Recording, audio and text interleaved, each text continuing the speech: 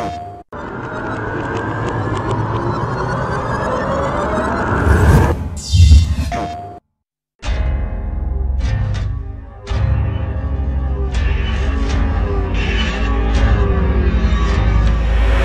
focus of this game has always been about these characters, and every decision we've made has always been, how do we show off this relationship? How do we show off this bond? How do we build Joel and Ellie over the course of the entire game and get you to care about each character and then how they relate to one another?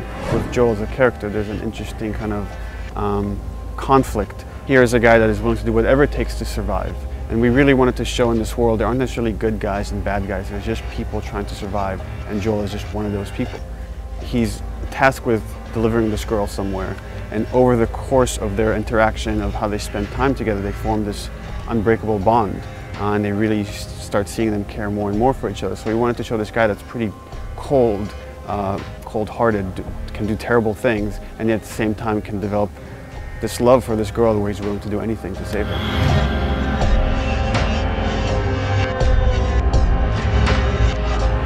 Well, it all started when we saw a documentary about this fungus called the cordyceps. And the way that fungus works is it infects different species of insects. The fungus develops inside them, burrows its way into its mind, and takes control, essentially, of the insect. What if this thing jumped species and infected people? And that was the earliest inspiration. So that was a really beautiful jumping off point to us, because we thought we could do something unique. It wasn't just your typical ambling zombie sort of thing, but we can actually have some science behind it and ground these things. And we don't want to just make the typical like ghoul. We want to actually bring the fact that this is a suffering human being that actually, like, if you and I were caught by this, then that's a traumatic experience. And then put yourself in Joel, Tess, and Ellie's shoes, and it's like, this is the last thing that we want to happen. These two stages, these two classes of infected that you're seeing, there's the runners.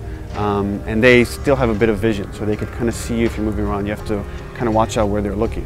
When you're dealing with something that can see you, it's much different than something that is stage 3 of the infection, or what they call the clickers, which is using echolocation, a form of echolocation.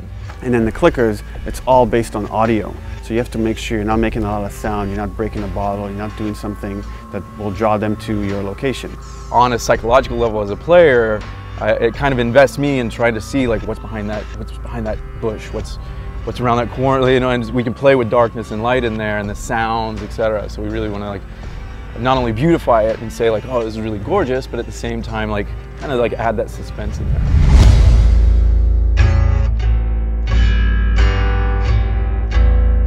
What you want to see is the contrast between the stark reality of the military city and that oppression versus, like, nature reclaiming the earth, what nature has done over 20 years, what the military has done fighting back the infection just to get this small little hovel, like, keeping their walls and their people contained, like, okay, we're safe, keep that locked down.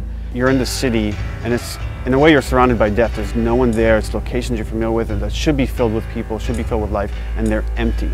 First of all, it's beautiful and creepy, like, it's one of those, like, weird, like, nature's pretty amazing kind of things.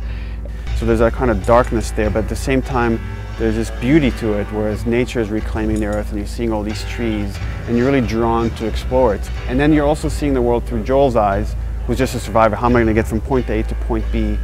And it's contrasted against the way Ellie views the world. And it's like, again, all she's known is this oppressive quarantine zone. So when she comes out, she's never seen a skyscraper up close before. And for her to come out and actually be next to these things, these skyscrapers, glass buildings, like, wow, this is really amazing, this is really impressive. So we want to see it kind of through her eyes. In a way, they're scared for their lives. She's just enamored with the world and how it looks because she's never seen anything like this.